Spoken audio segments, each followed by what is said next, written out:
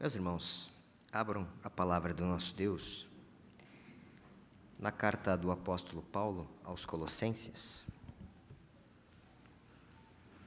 no capítulo 4. Enquanto isso, os irmãos encontram a referência bíblica. É um grande privilégio pregar a palavra do Senhor nesta data tão especial. 47 anos da UPH Betel. Estava meditando rapidamente aqui, enquanto este pregador nascia, a UPH já tinha uma década de existência. Então, é uma grande honra e um grande privilégio. E oramos ao Senhor que continue sustentando os seus servos em sua obra. Capítulo 4 de Colossenses. Leiamos a partir do versículo 12, leiamos o versículo 12 e versículo 13. Assim diz a santíssima palavra do Senhor. Saúda-vos Epáfras, que é dentre vós servo de Cristo Jesus, o qual se esforça sobremaneira, continuamente, por vós nas orações, para que vos conserveis perfeitos e plenamente convictos em toda a vontade de Deus. E dele dou testemunho de que muito se preocupa por vós, pelos de Laodiceia e pelos de Herápolis. Até aqui a leitura da palavra do Senhor. O que você faria por amor a Cristo? O que você faria por amor à Igreja de Cristo? Alguns anos atrás, precisamente em 2014, 3 jovens ingleses decidiram vir ao Brasil. Eles viriam para a Copa do Mundo. Até aí, tudo bem. Muitas pessoas vieram para este grande evento, em que os olhos do mundo estavam todos para cá. Estava para cá. Mas o que chama a atenção nessa história, que foi publicada na época, nos diversos canais de notícia, é que estes jovens decidiram fazer a viagem a pé. Eles sairiam da Argentina, passariam pelo Uruguai, então, 3 meses depois, chegariam na cidade de Porto Alegre, capital do Rio Grande do Sul. Por que eles fizeram isso? A resposta é muito simples. Por causa da paixão pelo futebol. Eles estavam dispostos até mesmo a fazer uma viagem arriscadíssima. Durante 3 meses eles dormiram em barraca. Essa barraca era montada em terrenos baldios. Eles tomavam um banho, faziam a sua higiene pessoal de vez em quando em alguma pousada. E eles chegaram ao seu destino. A carta que está diante de nós, e precisamente a referência que lemos, que é a saudação final do apóstolo Paulo, registra um servo de Deus e as suas atitudes de amor para com a igreja dos Colossenses. Registra aquilo que ele era, aquilo que ele fazia e aquilo que ele sentia pela igreja dos Colossenses. Aquilo que movia a sua vida, o amor por Cristo, o amor pela igreja. Dito todas essas coisas, convidamos os irmãos a receberem a palavra do Senhor nesta noite sobre o seguinte tema: as características de quem ama a igreja. As características de quem ama a igreja. A primeira das características que este servo do Senhor aqui nos ensina está no início do versículo 12. Diz assim a palavra do Senhor: Saúda-vos Epáfras, que é dentre vós servo de Cristo Jesus. Até aqui, neste primeiro momento. Aqui na carta é a segunda vez que ele aparece, Epáfras. Ele aparece primeiramente no capítulo 1, versículo 7. Quando Paulo diz que ele é para os colossenses um fiel ministro de Cristo. Ele é sobre os colossenses um fiel ministro de Cristo. E os estudiosos da palavra de Deus têm afirmado que foi Epáfras quem plantou a igreja dos Colossenses. Ele foi um convertido que ouviu o evangelho durante a pregação do apóstolo Paulo em Éfeso. Paulo ficou lá durante 2 anos. E Colossos ficava relativamente próximo a Éfeso. E é possível que Epáfras estivesse lá e ouvir a palavra de Deus e converter-se. Então ele volta para a sua cidade e prega o evangelho e nasce uma igreja. Agora, a carta aos Colossenses, ela surge de uma viagem que Epáfras faz até o apóstolo Paulo, pedindo socorro, porque haviam problemas na igreja. Heresias acossavam a igreja. E Epáfras, então, vai até Paulo. E Paulo escreve uma carta, e essa carta tem sido ensinada aqui nos domingos pela manhã pelo reverendo Christian. E se os irmãos desejam estudar com maior profundidade o conteúdo dessa carta, são bem-vindos na Escola Bíblica Dominical. Mas vamos olhar agora só o que Paulo está dizendo sobre Epáfras. E aqui nós temos o primeiro ensino, a primeira característica de quem ama a igreja. Ele diz: saúda-vos Epáfras, que é dentre vós servo de Cristo Jesus. É interessante que este saúda-vos, aqui do apóstolo Paulo, traz a ideia de que quando Paulo estava redigindo a carta, tratando dos problemas da igreja, a ideia aqui é que Epáfras estava lá com ele na prisão. Paulo estava preso em Roma. E é como se Epáfras dissesse assim: olha, diga que eu estou aqui, diga que eu tenho interesse por eles e que eu também mando saudações para eles. Nós sabemos que a orientação apostólica com relação ao cumprimento dos irmãos, a forma como eles deveriam cumprimentar-se, era com ósculos santos, era com um beijo de amor, um abraço fraternal. Então, Epáfras está dizendo, Paulo está falando: olha, ele está aqui, ele está dizendo que ama vocês e manda um abraço para vocês. Ele saúda vocês. E Paulo continua dando informações sobre esse servo do Senhor. E ele diz que é dentre vós, ou seja, ele saiu do meio de vocês, ele é um de vocês, mas agora ele é servo de Cristo Jesus. Epáfras é servo de Cristo Jesus. E a primeira grande característica, então, daquele que ama a igreja é que ele serve a igreja. Epáfras serve a igreja porque ele é servo de Cristo Jesus. Aquele que ama Jesus, que serve a Jesus, serve automaticamente a igreja, porque a igreja do Senhor é o seu corpo, é a sua noiva, é aquela pela qual Cristo deu a sua vida. É interessante notar que a palavra que Paulo usa aqui para servo é uma palavra peculiar no vocabulário do apóstolo Paulo. Ele só utiliza essa expressão servo de Cristo Jesus, como está aqui, quando ele fala dele mesmo, Paulo, quando ele fala de Timóteo, o seu amado filho na fé, e para Epáfras. Porque a ideia literal deste servo de Cristo Jesus é mais do que um servo, é um escravo de Cristo Jesus. Paulo chama-se a si mesmo de escravo, chama Timóteo de escravo, e agora diz: Epáfras é um escravo de Cristo Jesus. Nos tempos do Antigo Testamento, o escravo hebreu, ele tinha uma condição para ser escravo. Ele poderia, se precisasse, se tivesse dívidas, vender a si mesmo por um período, servir a um senhor como escravo por um período de até 6 anos, segundo a lei de Deus. Mas, no final desses 6 anos, o senhor deste servo, deste escravo, deveria libertá-lo, fazê-lo ir, deixá-lo ir embora, com algumas regras que está na lei de Deus. Mas se este escravo gostasse muito do seu senhor, se ele o amasse, se ele dissesse: eu não quero ir embora, eu amo trabalhar para o Senhor, eu gosto de ficar aqui, eu não tenho para onde ir, eu quero ficar aqui, então este servo, este escravo, seria conduzido pelo seu senhor até os anciãos, os representantes do povo de Deus, os juízes do povo de Deus, e a sua orelha seria furada com um cutelo.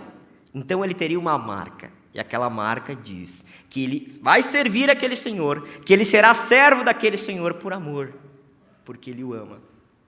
É isso que está na mente de Paulo quando ele chama a si mesmo de escravo de Cristo. Chama Timóteo e chama agora Epáfras. Alguém que serve por amor, alguém que é capaz de dizer: para onde iremos, Senhor?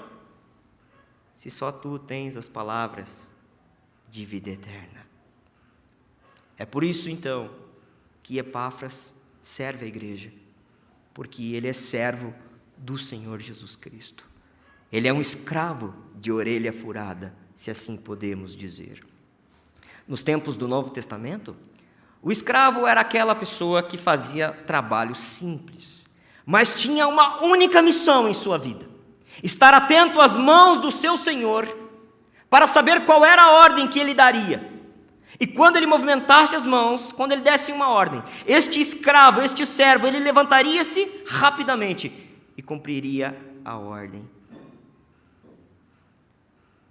O próprio Senhor Jesus, um pouco antes de subir à cruz, nós sabemos que ele está com os discípulos. Então ele toma uma toalha, coloca na sua cintura e passa a lavar os pés dos discípulos, passa a servi-los. Aquilo parece que escandaliza alguns discípulos, e ele diz: se eu não fizer isso, vocês não têm parte comigo. E depois ele ensina: vocês devem fazer a mesma coisa. Vocês devem servir uns aos outros, assim como eu estou dando exemplo de serviço. A primeira característica, então, daquele que ama a igreja, é que ele serve a igreja. Sendo assim, ser servo de Cristo não é nenhum demérito, mas sim a maior riqueza que alguém pode ter, pois servimos ao Senhor, dono do mundo. Conta-se que o grande pregador Billy Graham fora convidado para assumir uma alta posição na Casa Branca, e a sua resposta é um tanto quanto surpreendente, e ele diz: eu não posso rebaixar-me, porque eu sou servo de Cristo.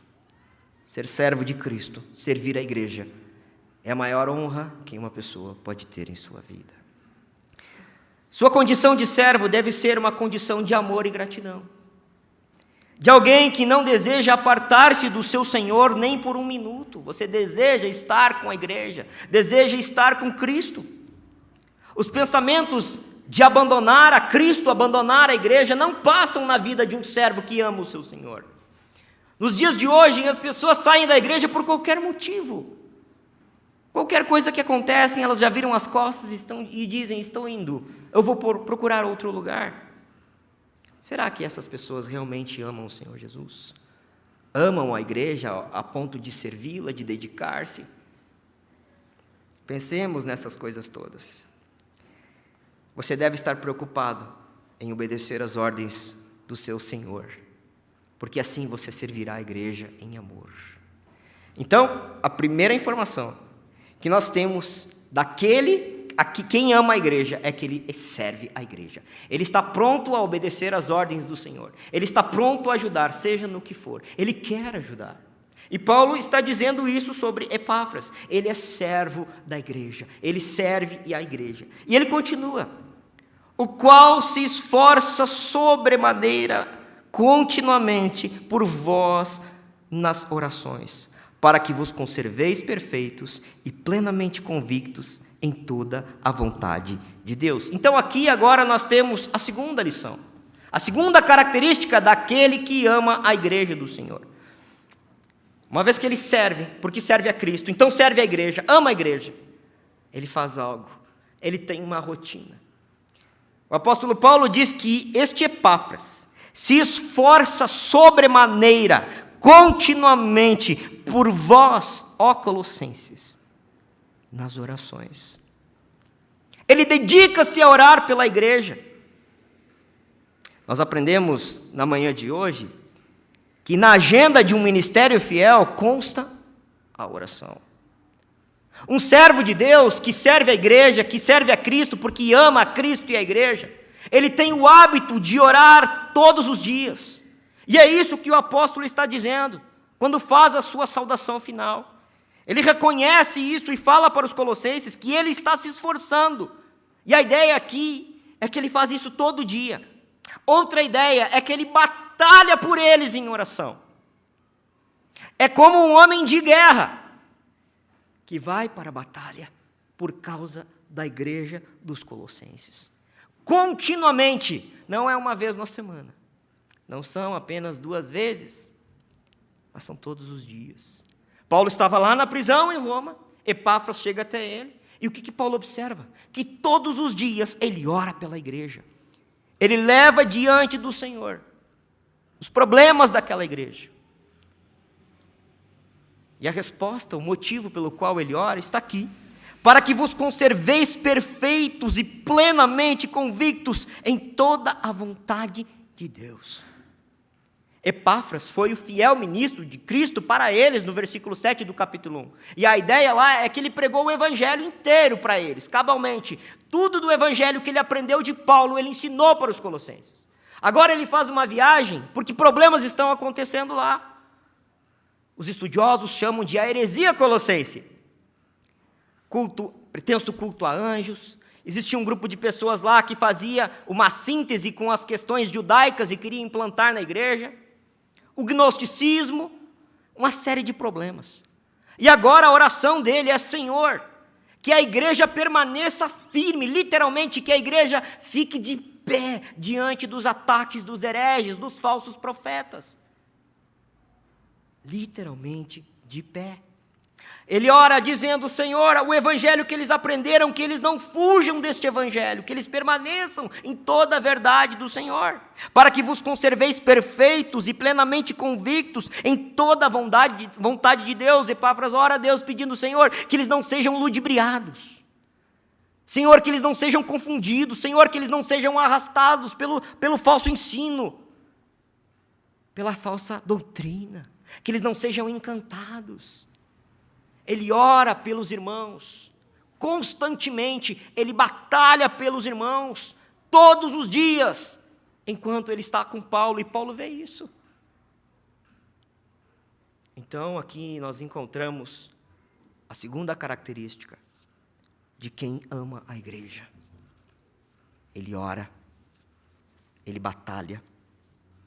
Há uma ideia aqui que nos ensina que ele praticamente agoniza pela igreja. Ele agoniza pela igreja. A palavra que Paulo utiliza aqui é a mesma palavra que traz origem à palavra portuguesa agoniza. Ele ora constantemente, ele clama ao Senhor. Esse sobremaneira é uma intensidade tão grande que ele derrama suas lágrimas, ele entra em agonia profunda, não é algo formal. Olha, eu preciso agora orar pela igreja, eu vou orar. Senhor, abençoa a tua igreja. Não, ele derrama o seu coração, ele está em agonia. Ele ora pela igreja. Primeira lição, então, primeira característica, é que ele serve a igreja. A segunda característica, ele ora continuamente pela igreja. Meu irmão, você precisa ter uma vida de oração. Suas orações não podem ser somente as orações do café da manhã, do almoço e a do jantar. Você precisa ter um horário de oração, como bom cristão. Você precisa colocar isso na sua agenda como servo de Deus. A sua família precisa saber que você tem um horário no dia que você dedica-se à oração. Mas a vida é tão corrida, mas a gente sempre encontra tempo para tantas coisas. Você precisa ter um local de oração, embora as Escrituras nos ensinam que os homens oraram em vários lugares. Teve um homem que orou até dentro do ventre de um peixe. Não é preciso ter um lugar, ou seja, você será ouvido por Deus, mas é importante que você tenha uma rotina, um local que você vai se retirar. Senhor Jesus ensinou isso: quando orares, fecha a porta do teu quarto e ora ao teu Pai, que em secreto te recompensará. Você precisa ter hora para orar. É importante que você coloque isso como uma prioridade do seu dia. Você precisa ter motivos certos para orar. Epáfras orava pela igreja para que ela se mantivesse em pé e não cedesse. Você tem motivos para orar, você tem família. A sua igreja começa lá na sua casa. Os seus filhos que são constantemente atacados pelo diabo todos os dias, você tem colocado eles diante de Deus, pedindo ao Senhor que os livre do mal, que os proteja dos falsos ensinos que na academia lhes são trazidos. Você precisa orar pelos seus filhos. Você tem muitos motivos para orar. E uma característica de quem ama a igreja é que ele ora constantemente. Você precisa levar diante de Deus as necessidades da igreja em oração, porque você faz parte de um corpo. Preocupando-se com seus irmãos, preocupe-se com as crianças da igreja, com as viúvas da igreja, aqueles que não têm, aparentemente ninguém por si, só tem a igreja. Ore por essas pessoas, para que elas sintam-se sempre amadas, amparadas. Seja uma pessoa de oração. Sendo assim, chegamos agora à terceira característica daquele que ama a igreja. A primeira delas, recapitulando rapidamente, ele serve a igreja, porque é servo de Cristo. A segunda delas, ele ora constantemente, ele batalha com fervor pela igreja. Ele chega a agonizar pela igreja, porque ele a ama e não quer que ela seja enganada. A terceira está, então, no versículo 13. E dele, diz o apóstolo Paulo, dou testemunho de que muito se preocupa por vós, pelos de Laodiceia e pelos de Herápolis. A terceira e última característica que vemos aqui neste texto, de quem é uma igreja, é que ele sente dores, ele sofre pela igreja. Paulo dá um testemunho, e isto é muito importante. Aqui nós temos um testemunho de outra pessoa, que ao observar a vida de Epáfras, reconhece e diz: eu sou testemunho, eu vi, eu sei que ele os ama, porque nas suas obras, nas suas orações, eu tenho visto o amor dele por vocês. Nas lágrimas dele, eu tenho visto o amor dele, o sofrimento dele por vocês. Quem ama, prova, meus irmãos. Amor de teoria não serve para o cristão. Nós precisamos provar o nosso amor. E a ideia aqui é que o Epáfras tinha uma preocupação por todos eles. Pelos de Laodiceia, pelos de Herápolis, pelos de Colossenses, de Colossos, porque ele temia grandemente que aquela heresia devastasse a igreja e o trabalho que fora feito com tanto empenho fosse colocado em ruínas. Ele tem sentimentos profundos pela igreja e há um testemunho sobre ele, de que tudo isso é verdade e de que ele coloca-se de uma forma amorosa, abnegada. A carta aos Colossenses, ela surge tão somente por causa de um amor abnegado, por causa de um servo de Deus que um dia viu que a igreja sofria perigos. Então ele levanta-se e faz algo. Sabe? Se a viagem de Epáfras fosse feita hoje, se ela fosse feita hoje, com o melhor carro possível, via terrestre, ela levaria cerca de 30 horas para ser realizada.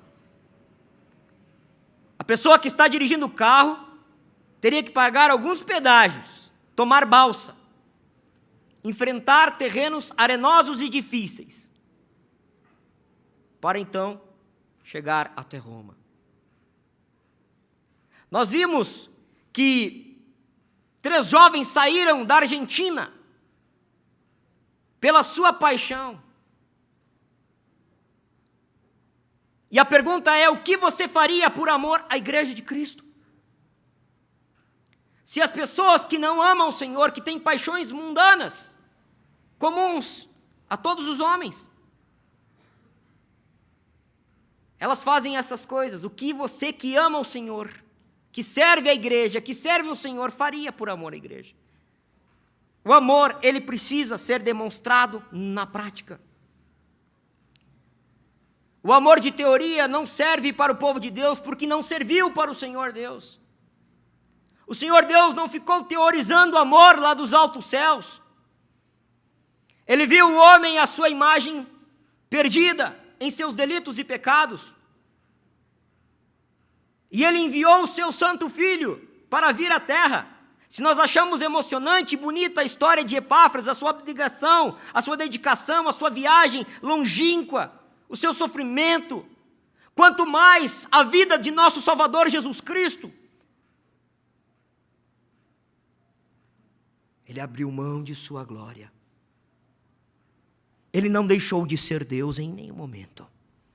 Mas ele abriu mão, por um momento, do seu trono de glória, da sua majestade. Ele ocultou-a por amor à igreja. Não somente isso, ele se fez homem, um simples homem. Ele sofreu, ele foi humilhado, ele foi cuspido, ele foi machucado, ele foi rejeitado pelo seu próprio povo. Porque ele ama a igreja. Porque ele amou a igreja. Sendo assim, nós temos exemplo suficiente na palavra de Deus, muitos homens que amaram a igreja, dedicaram-se por ela. Por quê? Porque Cristo fez isso antes. Nós o amamos porque ele nos amou primeiro. E se ele nos amou primeiro, ele é digno de todo o sacrifício pessoal, de toda a dedicação, de todo o despojamento pessoal. As pessoas nos dias de hoje nem sequer são capazes de entrar num link de internet durante a semana para estar com a igreja, reunidas em oração. Onde está o amor da igreja? Um verdadeiro cristão, ele serve a igreja, ele ora todos os dias pela igreja, ele não mede esforços para servir a igreja. Quem ama a igreja, então, tem o testemunho de outras pessoas. Os seus vizinhos devem testemunhar. Assim como o apóstolo Paulo viu que aquele homem amava a igreja por tudo que fazia, por quem era, por que fazia e pelo que sentia. Seus vizinhos devem olhar para você e dizer: essa pessoa ama a igreja. Porque aos domingos ela está na casa do Senhor. Todos os domingos. Ela vai de manhã, ela vai à noite. Durante a semana ela está comprometida. Deve haver testemunho dos outros de que você ama a igreja. Porque há marcas importantes na vida do servo de Deus que demonstram isso para todos. Você deve anelar por servir a igreja de Deus, não pensando em você mesmo, no seu bem-estar. Porque se não fosse pela abnegação do Senhor Jesus, onde você estaria neste momento? Se o Senhor Jesus não tivesse abrido mão da sua própria glória, se ele tivesse somente teorizando: não, eu amo eles, eu amo eles, eu amo eles, eu amo eles, mas não fizesse nada, não descesse dos altos céus, onde você estaria? Perdido para sempre. Conta-se, e aqui recorrendo a uma das memórias vivas desta igreja, conta-se que um pastor chamado Richard Smith, no início da história dessa igreja, quando ainda não era neste local, ele fora encontrado por alguém na rua, e esse pastor carregava uma pesada louça sanitária. E ele atravessava um bom perímetro com aquela pesada louça. E outras informações dão conta de que alguém questionou esse pastor, Richard Smith, e disse: pastor, reverendo, por que o senhor está fazendo isso? Por que o senhor está fazendo isso, reverendo? O senhor é o pastor. A resposta que este pastor deu foi a seguinte: olha, meu irmão, eu estou fazendo isso porque isso precisa ser feito. Simples assim. Meus irmãos, as características de quem ama a igreja de Cristo Jesus é vista em quem ele é, servo de Deus, servo de Cristo, serve a igreja. É vista no que ele faz. Ele tem uma vida de oração, de compromisso com o Senhor. E é vista naquilo que ele sente. Desejo de servir, dor pela igreja, sentimentos de preocupação pela igreja e por todos os que estão envolvidos na causa de Deus. Se aqueles jovens fizeram 2.000 quilômetros para ver o que eles gostam, o que nós deveríamos fazer pela igreja de Cristo? O que nós deveríamos fazer porque amamos a igreja de nosso Salvador? Que o Senhor Deus continue fortalecendo a igreja presbiteriana Betel, os irmãos queridos, nossa UPH, para que sempre tenhamos este sentimento, estas características de pessoas, de crentes, de igreja, que realmente ama a obra do Senhor, ama a igreja de Cristo. Que o Senhor Deus muitos abençoe. Amém.